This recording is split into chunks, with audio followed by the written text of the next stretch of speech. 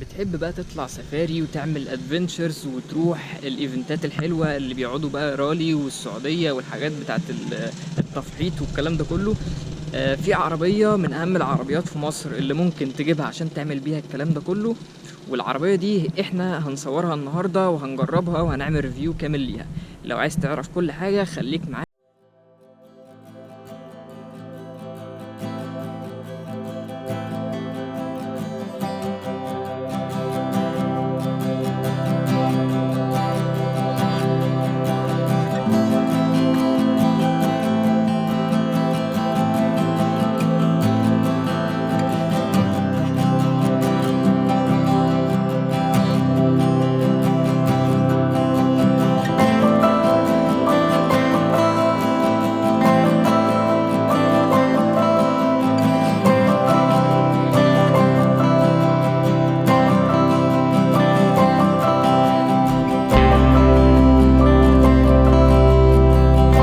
قبل ما نبدأ الفيديو بتاعنا النهاردة خلينا بس كده اديكوا هنت سريع. في بيج على الانستجرام وصفحة على الفيسبوك اسمها جيبستر ايجيبت. البيج دي بتبيع اكسسوارز للجيب والحاجات الريليتد كلها.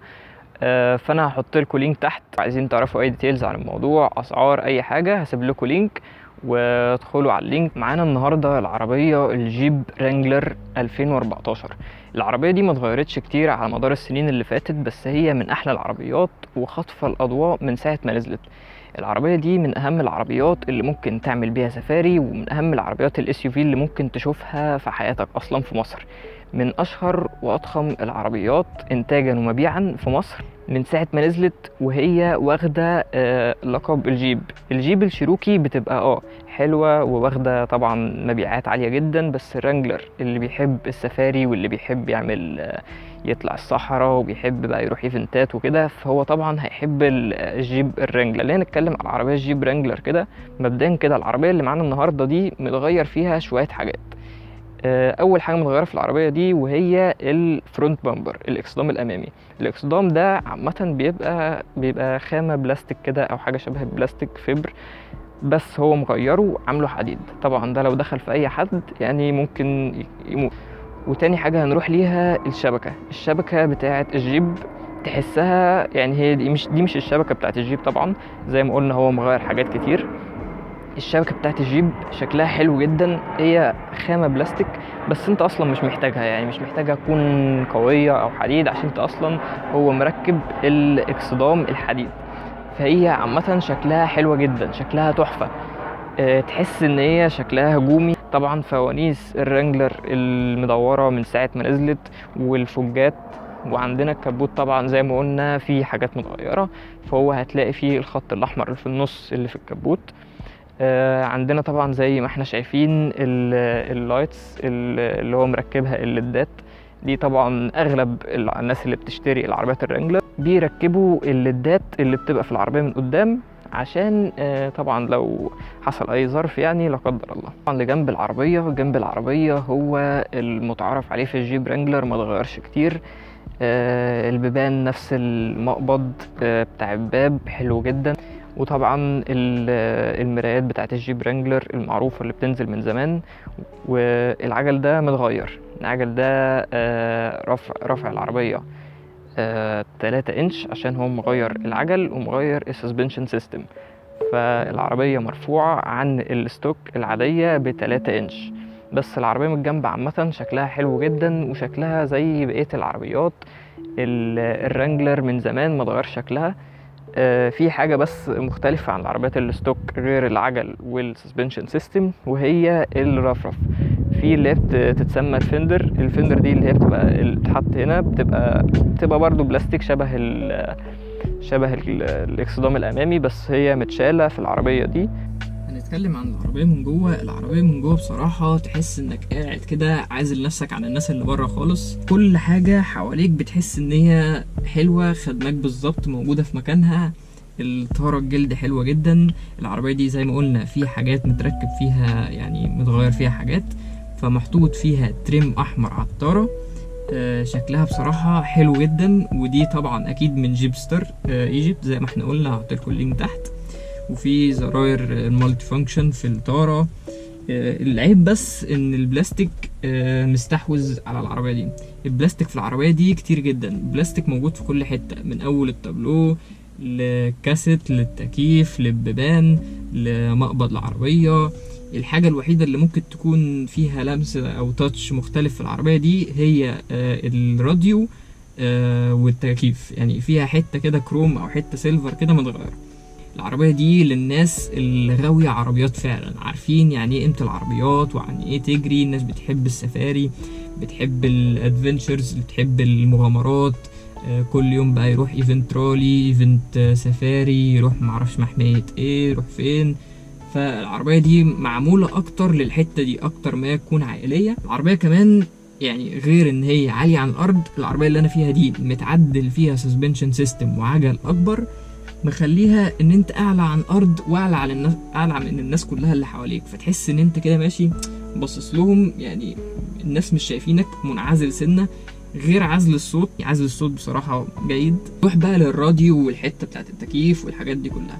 الراديو بصراحه الزراير يعني ستايل قديم سنه، غير طبعا الحاجات اللي بتطلع مودرن دلوقتي، عشان دي قلنا موديل قديم 2014، بس هي ما زالت حلوه. يعني العربيه مش وحشه بالتكنولوجيا دي، كانت طالعه في 2014. بصراحه انا شايف ان هي حلوه جدا. الفتيس اللي موجود في العربيه دي 5 سرعات اعتيادي نورمال خالص. فتيس حلو جدا. الكراسي، هنروح للكراسي. الكراسي في العربيه دي جلد مريحه جدا بصراحه. فتيس نفق الفتيس في العربيه دي يعتبر عالي سنه، مش قليل. ممكن تركب 3 ورا، مش احجام كبيره. اماكن التخزين اللي في العربيه دي مش قد كده يعني، ما عدا بس اللي في النص، مكان التخزين اللي في النص هو اللي شكله كبير وواسع. بس غير كده العربيه عامه صغيره ضيقه في اماكن التخزين، يعني حتت صغيره قوي اللي ممكن تحط فيها حاجتك، ما عدا طبعا درج التابلو. غير كده انت هتعاني في الموضوع ده، ممكن تخلي حد يشيلها لك او تحطها على الكرسي اللي جنبك يعني. العربية دي أنظمة الأمان اللي فيها ممكن تكون متواضعة شوية على سعرها. يعني الإيرباجز اللي في العربية دي ممكن تكون الإيرباجز اللي في التابلو بس، للسواق وللي راكب قدام بس، مفيش أكتر من كده. الحاجات التانية اللي ممكن تكون أنظمة أمان في العربية دي منها ABS، ABD، Traction Control، Hill Climb Assist، Hill Descent Assist، وبريك أسيست، وستابيليتي كنترول. بس كده. استهلاك البنزين بقى في العربية دي ممكن يكون مثلا 12.5 في المدينة و9.4 على الطرق السريعة، ودي الأرقام الرسمية تقريبا. العربية دي 3600 سي سي، 6 سلندر، 285 حصان عند 6400 RPM، و260 تورك عند 4800 لفة تقريبا. خلينا بقى نطلع نجرب العربية دي ونقول لكم إحساسنا وإحنا بنجرب عربية أوف رود سفاري، حاجة جديدة كده. فرامل العربية طلعت تقيلة، يعني لسه طالعين اهو، والفرامل تقيلة بصراحة، تعتبر تقيلة عن العربيات التانية، او هي العربيات كلها تقيلة وفرامل الا خفيفة، او العجلة هو يعني في حاجة غلط. بس العربية حلوة، حاجة كده لذيذة بصراحة. تحس ان انت يعني باصص للناس تحت كده وعايز تسبلهم، عايز يعني احساس غريب. والله انا فرحان يعني، العربية لذيذة. والدوسة بتاعتها البنزين، طلعت البنزين بتاعت العربية جميلة. العربية الدوسة بتاعتها يعني يا دوب بس بتحط رجلك على البنزين تلاقي العربية طارت، ودي حاجة من أهم الحاجات اللي بتميز العربيات القوية، السي سي العالي والكلام ده كله. طبعا الفرامل بقى بتبتدي تخف مع السرعات، ودي حاجة لسه مكتشفها دلوقتي. العربية زي ما قلنا خمس سرعات اوتوماتيك، وبينزل منها 6 سرعات المانيوال. العربية حلوة جدا بصراحة، وانا راكب متعة قيادة غير طبيعية، حاسس ان انا راكب حاجة جديدة. الطارة، القعدة، حاسس يعني مستريح بصراحة وانا راكبها، حاسس ان انا مستريح. الدوسة حلو، دوس المرسيدس دي يعني دلوقتي حاسس ان المرسيدس دي حاجة واطية. وسع يلا دوسك. العربية بصراحة البرفورمانس والأداء بتاعها لذيذ يعني. 285 حصان بحسهم يعني مكتوب الأرقام الرسمية إن هي بتطلع عند 6400 لف، بس بصراحة أنا حاسس إن هم طالعين بدري، يعني الأحصنة هتموت وتجري. فحد بقى يشوف الموضوع ده، عشان هي لذيذة بصراحة وانا العربية عجباني. هاخدها هاخدها لفه كمان معلش. لما باخد المطب بالعربيه دي بحس ان انا يعني اكلت بسكوته مثلا او حاجه. العجل متعدل عن العجل الطبيعي اللي هو اصلا بياكل مطبات عادي. باخد بقى المطبات دي بالعربيه بتاعتي بحس ان في رجه جوايا وجوه العربيه. يعني ما شاء الله العربيه حلوه، التورك بتاعها حلو، حاسس ان العزم بتاعها قوي. اول ما بدوس على البنزين العربيه مش وحشه خالص. العربيه دي بصراحه بالنسبه لي قد تكون من احسن العربيات الاس يو في الاوف رود اللي انا ركبتها في حياتي. كمان مع التعديل اللي معمول عليها العربيه دي قد تكون من احسن العربيات اللي انا ركبتها في حياتي. العربيه دي اصلا كانت بتنزل باندبندنت سسبنشن اللي هو سسبنشن العفشه اللي هي كل واحده لوحدها، يعني مش اكس للعجلتين. ف يعني العجله لما اليمين تاخد مطب بتتاثر، ولما الشمال بتاخد المطب اليمين بتتاثر. دي بقى كل واحده لوحدها، بس هي دي عامه متغيره. معرفش العفشه اللي موجوده اندبندنت برضو ولا صاحبها مغيرها، بس هي لذيذه يعني ما بحسش باي مطبات بصراحه.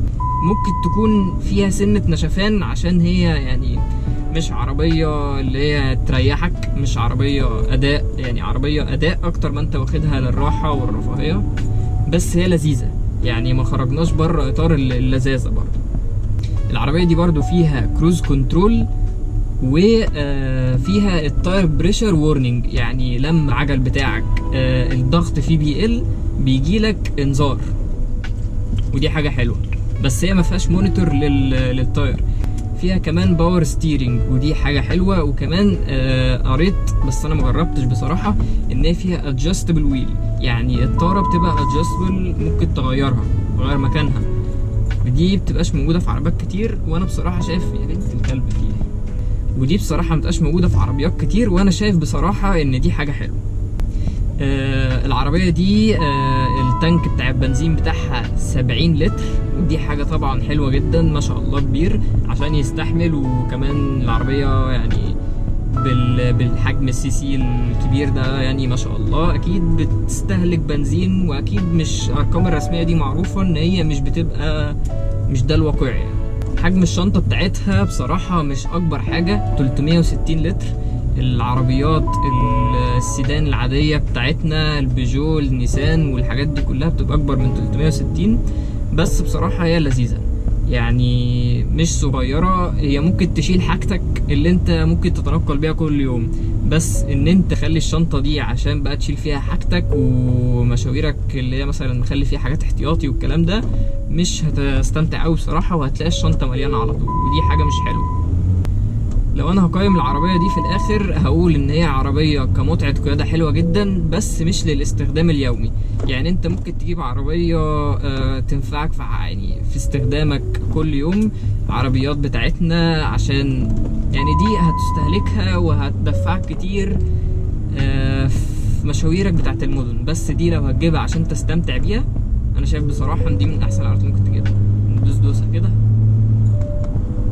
فدي ممكن تجيبها للادفنتشرز والسفاري والحاجات دي، بس مش هتستمتع بيها قوي في المدينه عشان هي كبيره واحجامها وابعادها رخمه. بس انت لو شخص ممكن تكون عندك عربيه تانية وبتفكر تجيب عربيه مثلا للسفاري بقى والخروجات والادفنتشرز الحلوه الحاجات دي كلها، لو انت بتسافر مثلا عربيه نوعا ما عائليه، فانا شايف بصراحه ان دي من العربيات اللي انت محتاج تفكر فيها. ده كده كان اخر الفيديو بتاعنا، فلو استمتعتوا بالفيديو ما تنسوش تعملوا لايك وشير، وان شاء الله استنونا في تجربه جديده لعربيه جديده. ولو عايزين نجرب عربيه معينه ابعتوا لنا على البيج او في الكومنتس تحت، واحنا ان شاء الله هنعمل فيديو للعربيه دي.